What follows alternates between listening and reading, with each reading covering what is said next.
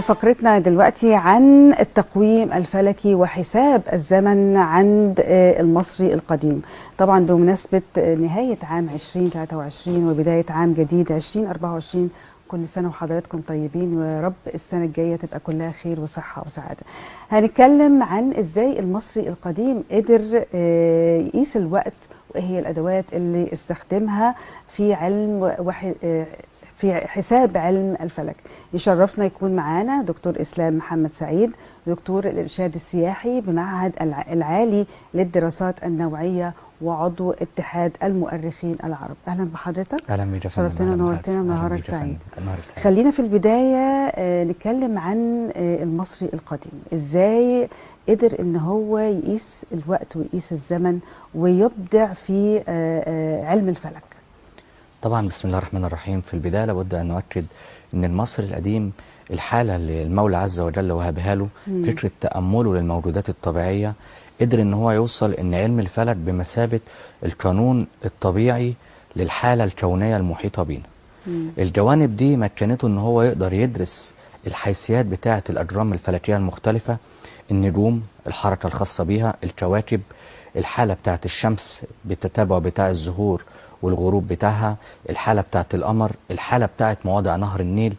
الجوانب دي كلها كانت مش وليدة الصدفة، وليدة إنسان استغل العقل اللي ربنا وهبه له إن هو يقدر يدرك العناصر الطبيعية المحيطة بيه، فقدر يتابع كل الظواهر المختلفة دي.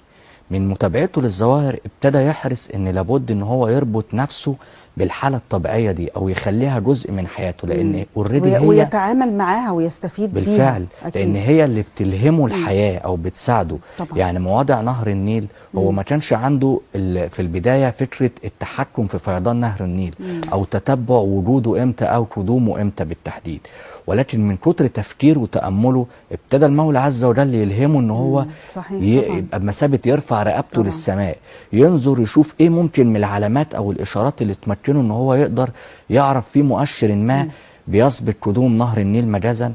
على هذا النحو من هنا قدر فعلا ان وجد الاشاره او مثابه الالهام اللي ربنا اعطاه له، فكره ظهور نجمه من ضمن النجوم اسمها حاليا باللفظ العربي نجمه الشعر اليمنيه. كان عنده اسمها سوبد واتعرفت بعدها في اليوناني باسم سيريوس بالتحديد. بتدل على ايه النجمه الحاله دي بروز ان هي بتظهر بعد غياب ما يقرب من 70 يوم، بتظهر قبل قدوم الفيضان بعدد من الايام البسيطه جدا، كاشاره تمهيديه ان هو يبتدي يستعد، يبقى عنده الجسور، عنده القنوات اللي هي مؤهله بشكل كافي عشان الفيضان لما يجي يعرف يستقبله ويعرف يعمل منه مخزون، يعرف يوظفه ازاي ان هو يفيده ويفيد الارض. لان لو ما كانش عنده فكره الاعداد المسبق ده هيؤدي لهلاكه، هيبقى بمثابه ضياع كامل للارض بكل ما فيها. ولكن ادراكه للمفاهيم ديت مكنته ان هو يقدر يعمل تقسيمه بعد من ذلك. التقسيمه دي لو احنا قدام مشهد فيه روابط متعدده، روابط خاصه بالانسان وتفصيله حياته، مربوطه بالطبيعه الزراعيه اللي هي اوريدي مورد لغذاء الانسان، مربوطه بالعنصر الفلكي اللي هو اوريدي بيقوم بدور سواء اشاره من ثم للتتابع او هتوصل للمراحل المتعلقه في النهايه لحياه الانسان، او اوريدي ان الشمس او فيضان النيل جزء من حياته بصريح العباره بدون ما هو يحضر له تجهيزات او يعتمد عليه بشكل اساسي. يعني في حاله غياب الشمس هتبقى هلاك للبشريه عموما، في حاله عدم قدوم فيضان النيل هيبقى برضه هلاك للبشريه. الحاله دي خلته ان هو لابد يعمل قرايه للمشهد بتقسيمته للسنه من جوانب متعدده. من خلال القرايه دي قسم السنه ازاي، وكان في انواع من التقويم برضو عايزين نتكلم عن انواع التقويم. بدايه تقسيمته اعتمد على التقويم القمري اللي هو يتشابه الى حد كبير مع فكره الديانات السماويه او بالتحديد الدين الاسلامي في الجوانب اللي هو متعلقه ان هو قسم السنه بالتحديد ل3 فصول، وكل فصل كان بيحتوي على عدد 4 شهور بالتحديد، وكل شهر كان بيبقى 30 يوم. الجوانب النهائيه او العدد الايام 360. فابتدى ان هو يحصل بمثابه اختلافات بعض الشيء في التقويم القمري، فابتدى ان هو بعدها يحاول يعمل له تطوير. التطوير ده ان هو كان بيزيد كل 3 سنوات يزود شهر، فالعدد تجاوز كده 365 او 360 مجازا. حصل هنا اللي فكره ايه بس في الاول عفوا، في الاول كانت عدد ايام السنه هي 360 وبيضيف عليهم الخمس ايام الفواصل اللي هم بنسميهم أيوة. الخمس ايام النسيم. النسيم الخمس ايام دول كان بيعملوا احتفاليه بعدد من المعبودات اللي هم اوريدي في مخزونهم العام تجسيد للطبيعه، يعني ايزيس واوزوريس وست ونفتيس وحورس. المضمون بتاعهم الخمس ايام دول بيبقوا احتفاليه بيهم، او كل معبود بيبقى ليه يوم احتفالي خاص بيه. الحاله بتاعت المعبودات بيكون دي فيها طقوس معينه طبعا الاحتفاليه دي، وطبيعه كل معبود من دول زي ما انا لسه بوصف بيجسدوا مراحل الحياه. يعني هم رؤيتهم اصلا خصوبه او نماء البشريه، الارض الزراعيه، المعمار، من ثم استمرار فكره النسل او التكاثر مجازا. يعني اوريدي بيجسدوا نفس الحاله اللي هي بتاعه تطور السنوات واستمرار الحياه، اللي اوريدي ربنا وضع له نفس الفكر ان هو جاي يعمر الكون وبمثابه ايه؟ يتكاثر، عماره الارض وعباده الله. هو نفس المنظور اللي عنده. صحيح. مع الاختلاف طبعا بعد نزول الديانات السماويه بقى الشكل مختلف وبقى في دستور ثابت وما شابه. ولكن الحاله الموضعيه الخاصه بالجوانب ديت ان هو اوريدي وجد ان التقويم القمري محتاج تعديلات كتيره جدا. زي حتى عندنا ايه السبب؟ هل في السبب ان هو الاحتفالات، ان هو كان بيبقى مرتبط في الغالب بعدد من الاحتفالات، فكان بيبقى فيه صعوبه عليه ان هو يحدد المواضع بتاعه الاحتفالات دي، ممكن تختلف من سنه لاخرى. باضافه طبعا ان هو لما ضاف كل 3 سنين الشهر ده كان متعمد، ال 30 يوم اللي ضافهم كل 3 سنين دول على اعتباريه ان هو عايز يعمل زي عندنا مثلا لما بنيجي نستطلع هلال مثلا العيد بالتحديد بعد شهر رمضان. الحالة في الديانة الإسلامية ممكن يقول مثلا لم يتم ظهور لم يتم ظهور الهلال، فتعذر مثلا ظهور نفس القصة دي كانت ممكن تحصل في مصر القديمة. فكرة حالة مبهمة بعض الشيء في اعتماداته على التقويم القمري، فابتدى يغير بقى يعتمد على التقويم الشمسي بعد من كده. يعني في تقويمين، كان تقويم شمسي وقمري. اتغير بقى بدايته كان التقويم القمري، بعد كده التقويم الشمسي، وربط التقويم الشمسي بالجزئيه اللي انا ابتديت حديثي بيها اللي هي ظهور نجمه الشعر اليمنيه في السماء اللي هي مع بروز الشمس بالايحاء اللي ايه ان السنه هتبتدي. طب والتقويم الشمسي عباره عن ايه؟ يعني حضرتك نفس القصه نفس القصه بالظبط، بس التقسيمه بقى فيها ثبات بعض الشيء، لان الشمس ما بتتغيرش المواضع في الغالب بتاعتها. الظهور بتاعها ان كان الاشعه بتتغير بعض الشيء المواضع، بس اعتماداتها الاساسيه ساعدته ان هو حتى كان بنقول البروز الكامل للشمس في وقت الظهيره ده كان اشبه ان هو اليوم. يعني اليوم بيحدده زي ما احنا بنقول مثلا بالتوقيت بتاع الظهر بالتحديد. الحاله بتاعت منتصف اليوم دي كانت البدايه مجازا، عشان يقدر يشوفها في اكتر موضع ليها هي تبقى ظاهره فيه او مشرقه بعد الشيء. من النحو ده ابتدى التقويم الشمسي يمشي معاه في ثبات الى حد كبير عن التقويم القمري باختلاف الاوجه بتاع القمر بقى، فطبعا الموضوع كان صعب زي ما ذكرت. الاضافه اللي مكنته ان هو يثبتها ان مع ظهور نجم الشعر اليمنيه، وطبعا دي كانت مرحله مهمه جدا في دراسه النجوم. النجمه دي كانت بس بتنبه ان فاضل ايام بسيطه على قدوم الفيضان. ومن هنا ابتدوا يعملوا بقى بمثابه ايه تنظيم للمشهد. يعني التقويم ده ما لقيناهوش مكتوب بالمعنى بقدر ما احنا لقينا ليه مواضع عمليه اكتر منها ان هي ساردها كمثابه ايه يعني في كان في الاثار اللي اكتشفت كانت طبعا بتبين وطبعا دي نقطه ازاي هو اشكر حضرتك عليها طبعا. لان دي بتوضح ان اول انسان على وجه الارض يهتم بالجوانب الفلكيه او علم الفلك والتنجيم ابدعوا لغايه دلوقتي في حاجات العالم كله طبعا. مش عارف ازاي يعني بعد من كده يفسرها طبعا زي تعامد الشمس على المعابد دي والجوانب اللي بعد من كده. يمكن دي نقطه مهمه ان حتى مثابه الاسهامات اللي عملوها اليونانيين او حتى الرومانيين بعدها كلها كانت نتاج او من حيث ما انتهى المصريين القدماء، ولكن مش عندهم السبق في حاجه. احنا كنا مسؤولين او المؤسسين الحقيقيين لفكره علم التنجيم او علم الفلك قبل كمان، ثم اليونان والرومان كملوا المشهد. الجوانب اللي احنا وضعناها لتقسيمه السنه زي ما قلنا ال 360 يوم بالثلاث فصول. 3 فصول بالتحديد كان عندنا إيه؟ اول فصل اللي هو الاخط.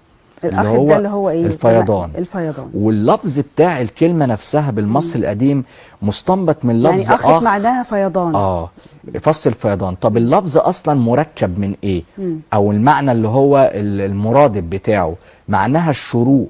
هنا ارتباط الشروق. بالتقويم الشمسي او الاعتماد عليه، ان هي مع ظهور الشمس بالحاله اللي فيها الاشراق اللي هتساعد على ايه، على بمثابه او هي رمزيه لايه، لاتمام الانبات، لان الانبات ده او الفيضان هيجي. طب الفيضان ده محتاج ميه ومحتاج اشعه الشمس عشان النبات يقدر يكمل عمليه البناء الضوئي والنمو بتاعه ما شابه. فالحاله دي هو ربطها بالمرحلتين، يعني اوريدي هو اعتمد على نجم الشعر اليمنيه في الظهور واستقبال الفيضان، ومن ثم ربطوا بالشمس بالتحديد في الايه، في الدلاله الايه المعنيه بقى بالامر. الفصل ده بالتحديد بيضم 4 شهور بداخله. بدايه فصل الفيضان ده كان بيبقى في الغالب هو من كل يوم فصل هيبقى 4 شهور بالظبط، بيبتدي من 17 مجازا يوليو في التقويم الحديث، او يعني متفاوتين بقى في اليوم 17 ل 19 دي البدايه الرسميه في شهر يوليو، بيفضل مكمل معانا لحد منتصف نوفمبر. ده ال4 شهور او مده ال4 شهور بتوع الفصل الاول الفيضان. بعدها بيبتدي يستقبل الفصل الاخر اللي هو بالتحديد فصل البرد. البرد دي اللي جت منها حتى معناها ايه المعنى البرد؟ الدارج عندنا حديثا اللي هي البرد، احنا قربنا المتوارثات. ولكن في مصر القديمه برضو على طبيعه الاشياء بالكتابه باللغه المصريه القديمه معناها الخروج.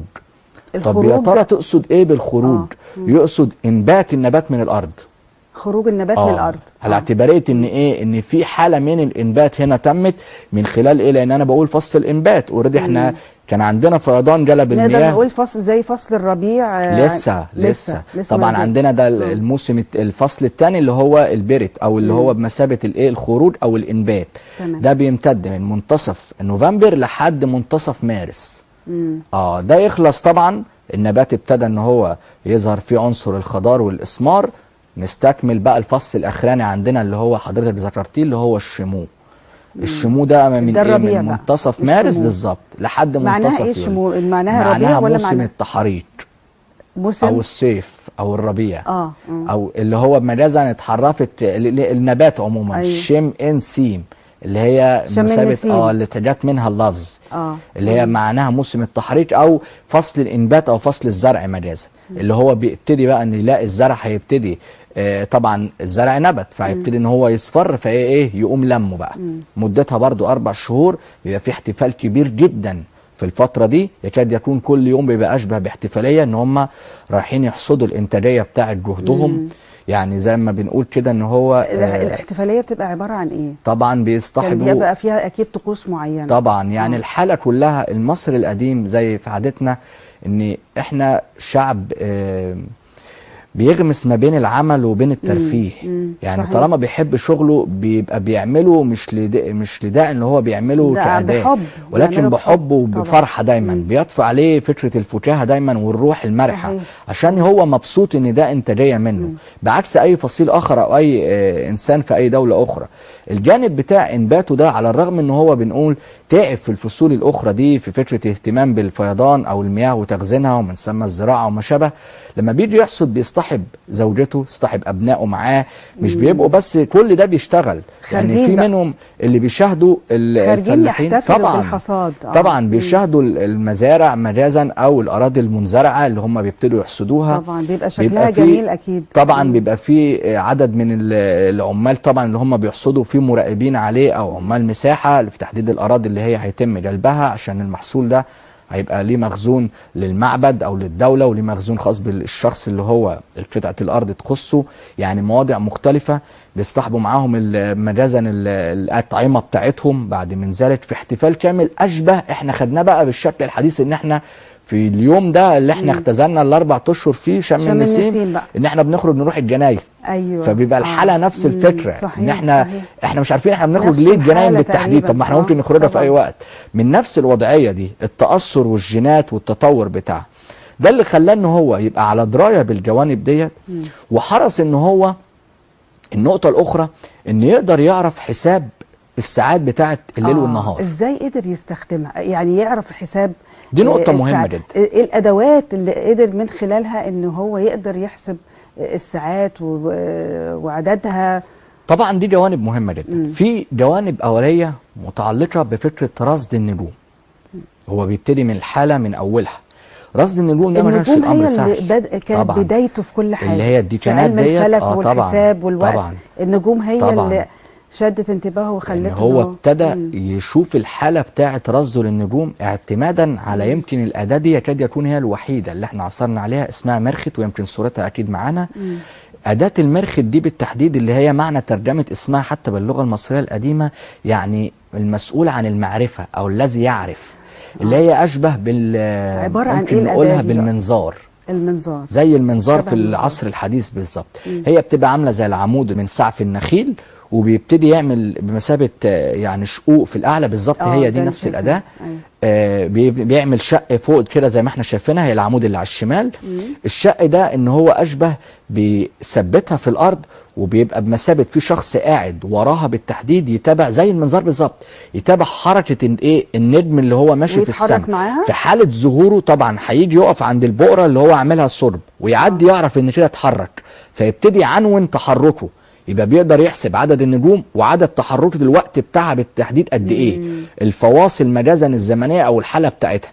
بالاضافه لاستكمال المشهد ان عندنا بقيه المسطره اللي هي المحيطه بالاداه اللي على اليمين ديت، اخرها عامل ايه؟ عامل بمثابه رباط واخره فيه ثقل من الرصاص او معدن الرصاص على اعتبار الثبات. الاداه دي برضه استخدمها زي فكره الميزان اللي بيقيسوا بيه بعض الجوانب الارضيه لما بيجوا يعملوا اي مواضع متعلقه بيها او المساحات الارضيه، باعتبار الاتزان او الثبات بتاعه وعدم وجود ميل بعض الشيء.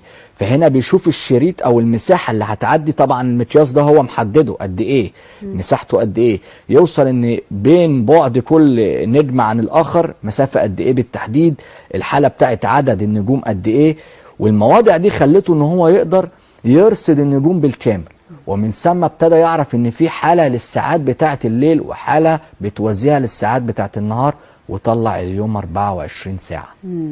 طب الجوانب دي قدر يوصل لها ازاي؟ ده جزء منها طبعا من اللي هو بمثابه أداة أخرى من التقويم او الشهور القمريه دي طبعا موجوده في مقبره سننموت. دي تجسيد بمثابه عدد الجوانب اللي هي متعلقه بكل شهر. ده مواضع منها اللي هم ال 12 شهر بالتحديد اللي بيمثلوا السنه. الحالة بس ده جزء منهم طبعا، دي موجودة في مقبرة الكاهن مجازا أو نقول المهندس أو الفلكي، يعني وظائف كتير جدا تولاها، وهو المهندس الشهير طبعا سننموت أو سننموت اللي بنى معبد الدير البحري. أثرنا على المشهد ده في مقبرته، وده تأكيدا برضو على فكرة ان علم الفلك كان بمثابة المسؤول زي ما حضرتك ذكرتي عن فكرة العمارة والتشييد في مصر القديم. يعني لو ما كانش عندهم القدرة او المعرفة الكاملة بعلم الفلك والتنجيم ما كانوش يقدروا يوصلوا للمنشآت الشامخة اللي احنا مش عارفين بعض منها اتبنت ازاي. فيه ان هم استفادوا طبعا ابداعهم في طبعا علم الفلك والتنجيم، في ايه المجالات اللي استفادوا فيها. طبعا يعني الحالة دي ان كل المعابد اللي احنا بنشوفها دي مبنية على مواضع فلكية مش بطريقة عشوائية. صحيح. حسابات مساحات الاراضي ومن ثم الارتفاعات والمواضع بتاعت اللي هي تبقى موجهة مثلا للنجوم التي لا تغيب او النجوم التي بمثابة تغيب. يعني في بعد رصده للنجوم دي قدر يوصل ان في نجوم لا تفنى، حتى سماها كده بالترجمة بتاعتها ان هي ثابتة حتى مع ظهور اشعة الشمس، هي ممكن ما تبقاش واضحة بعض الشيء بس مواضعها ثابتة في السماء. وابتدى يربط ان حتى لما بيتوفى الملك مجازا روحه بتنتقل للقطب الشمالي اللي هو مع النجوم التي لا تفنى، يعني بتبقى كأنه روحه متواردة او ثابتة او حياته هتفضل مستمرة. الحالات دي مكنته ان هو زي ما قلنا يقدر يوصل لحسابات متعلقة بالساعات بتاعت الليل والنهار، وابتدى يعمل فكرة الساعة الشمسية والساعة المائية.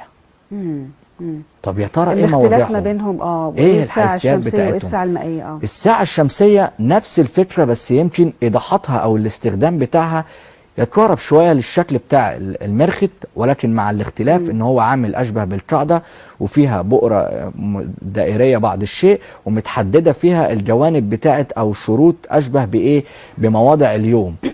الحالة بتاعتها على اعتبارية ان كل ما الشمس بتتحرك بتتخطى ساعة معينة من عدد ساعات النهار، قدر يوصل بالحسابات لأقصى درجة من ساعات النهار واقصى درجه ممكن يوصل لها زي ما احنا بنقول اطول نهار واطول ليل زي ما بنشوف في التقويم الحديث او الحاله الفلكيه الحديثه.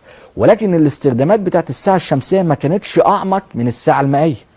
طب الساعه المائيه دي كانت اوضح. ايه اللي خلاه كمان يفكر في ساعه مائيه؟ الساعه المائيه دي بقى اعتمادا على رؤيه مهمه جدا.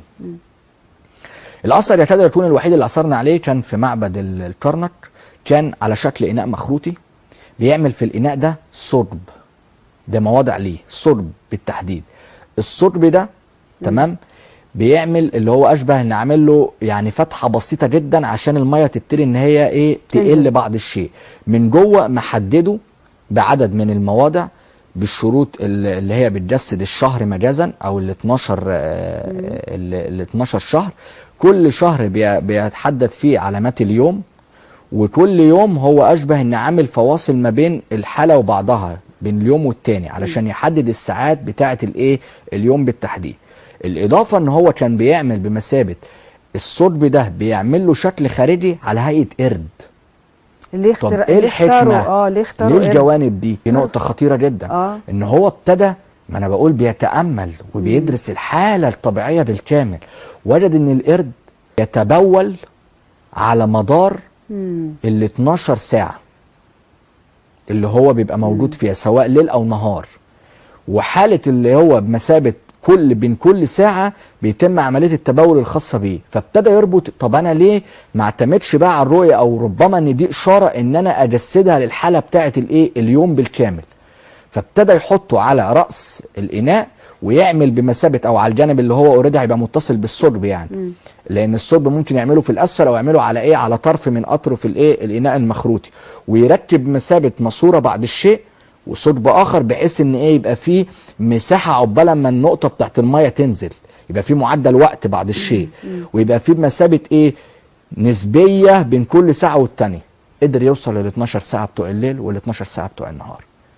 دي جوانب بتوضح مدى الدقه ومدى الحاله اللي هو قدر يوصلها من استخدامه الاداه. من خلالها قدر يحسب العناصر يعني بتاعته. الساعة المائية قدر يقسم فيها الساعات على اللي هي على مدار الصبح 24 ويوصل ساعة. ان اليوم 24 ساعة. دي الجوانب اللي يمكن ممكن نقول متعلقة بفكرة علم الفلك، اللي اوريدي مكنه ان هو يوصل لعلم التنجيم ويقدر ان يقول ان اليوم ملائم ولا اليوم زي الى حد ما بالظبط التنبؤ بالتوقعات المناخيه مجازا. نفس القصه. ويقول ان ايه الشخص ما يخرجش يلتزم البيت، يعني اللفظ اتذكر كمان، يلبس لبس دافي الدنيا برد. وطبعا ارتباطاته ان هو هنا كان بيربطها في الغالب بحركه الكواكب بعض الشيء، لانه برضه قدر يوصل لرصد الكواكب المختلفه ومسمياتها، سواء الزهره سماه الساطع، سواء كوكب المريخ بالتحديد، عطارد، زحل، المشتري، كل ده قدر يوصل له. الحاله بتاعت المواضع قدر يوصل طبعا الحاجات دي طبعا. احنا دلوقتي بالتكنولوجيا المتقدمه الحديثه اللي واصله يعني توب التوب، معتبرين ان هم الصاحبات السبق، ولكن بصريح العباره المصري القديم كان هو اساس كل شيء. أكيد ويمكن أكيد. المواضع حتى بتاعه التنبؤ بفكره او التنجيم باليوم مجازا بعد الشيء سموه التقويم الطالع، او فكره اللي هو يعرف ايه القادم مجازا. وده مكنه ان هو يربطه حتى بفكره الاحلام. ازاي؟ يعني في ربط هنا حصل ان هو زي ما بيتنبأ بالقادم ايه. فبعض الشيء مثلا لما بقى يتنبأ ان شخص ما ممكن نقول ان هو منغمر في مياه نهر النيل نفترض او الفيضان، فيبتدي، ما هو برضه بيربطه بالفلك او بيربطه بحاجه ظاهره طبيعيه، فيبتدي يقول له ان انت مثلا ربنا هينعمك بالبركه او حياه طيبه جدا. لو حد مثلا جات له البشاره بكده او حلم بكده. طب لو حد يربطها برضو بالطبيعه، يفسر احلام طبعا بالطبيعه. في نقطه خطيره جدا، ويمكن الحلم ده شائع ومنتشر حتى العصر الحديث. لو حد حلم مثلا ان تساقط ضرس من ضروسه اسنانه لغايه دلوقتي بيعتبروا ان هو كان تفسيرها ان هو هيفقد حد من اسرته، ولغايه دلوقتي ده حقيقي. طبعا بالفعل ده من اكتر الاحلام اللي كانت موجوده في مصر القديمه والجوانب الخاصه بيها. لو حد حلم ان هو بيتناول الخيار ده على اعتبار ان هو هينعم بالبركه، على نفس الوتيره ان طب قول لنا تفسير احلام في جوانب بقى متعلقه يعني فكره بالخيانات، وان هو يستشعر ان هو بيتم حرقه وما شابه، يعني جوانب سيئه شويه، مش عايزين نقول الاحلام السيئه يعني. لا بقى في احلام طبيعي سيئه وفي احلام كويسه، بس في الغالب بس كان ليه عنده مهتم بالتفسير الاحلام طبعا فكره ان هو مش بقول ان هو يوصل لعلم الغيب، هو مؤمن اوريدي بالحاله المتعلقه بحياه الانسانيه، وان ربنا وهب الانسان حاله متعلقه بان لابد ان هو يبقى عنده تطلعات وعنده ادراك لقيمه المولى عز وجل وقدرته. طبعا. الامر مش الحاد على الاطلاق، الامر تاثر ديني. على الرغم ان احنا بنقول ما فيش دستور ديني ثابت في وقت المصري القديم، كلها قايمه على معتقدات فكريه دينيه، ولكن نبع من استشعاره لوجود قوه عظمى المتحكمه في المشهد. ان مهما هو وصل من احساسه ان في قوه عظمى فعلا، يعني وصل ان هو يستشعر ظاهره كسوف الشمس وخسوف القمر. يعني دي كانت موجوده، يعني دي مثلا ضمن تفسير لاحدى الساعات. ده من ضمن تفسير الاحلام؟ لا، دي مثلا اللي هو الساعات او الساعه ال11 مجازا في الربط بينها. طبعا هو ابتدى يربط بين رموز منها حيوانيه على رموز ادميه في خروج احدى الساعات من الثعبان. في صور اخرى برضو بتوضح فكره الزمن. الرموز ده ليه معنى طبعا معين؟ زي فكره قرد البابون اللي انا لسه ذاكره، نفس القصه. التعبان مثلا اللي هو كان بيتجدد، بيغير القشره بتاعته مجازا، الحاله بتاعته بتتجدد بالظبط. فهو بيربط الحاله او البيئه بحسب اللي شايفه في البيولوجيه اللي هي متعلقه بالكائنات المحيطه. دي برضو عدد من النجوم مجازا، الجوانب بتاعتها المختلفه توصيفا للمشهد ده. ان هو كان بيربط ما بين المعبودات وبين فكرة النجوم ومواضعها. ان اغلب المعبودات المصرية القديمة كانت رؤيتها او فكرة المعتقد الديني ده ما كانش معتقد لداعي ان هو حالة مجردة، لا. أيوه. كل عنصر من المعبودات المختلفة او القوة الكونية اللي احنا بنتكلم عنها بمسمياتها كانت ليها مواضع مرتبطة بالاجرام الفلكية، سواء كواكب او نجوم او عناصر اوريدي متعلقة بالبيئة الطبيعية. يعني احنا قدام فصيل متعدد، فكان ممكن تظهر دي اغلبها كانت معبودات مختلفة متنوعة بقى ما بين إيزيس، ما بين معبودات اخرى، كلها بتعبر عن رمزية لكل نجم او كل كوكب من الكواكب. دكتور إسلام محمد سعيد، دكتور الإرشاد السياحي بالمعهد العالي للدراسات النوعية وعضو اتحاد المؤرخين العرب، بشكرك لوجودك معنا وشرفتنا ونورتنا. شكرا.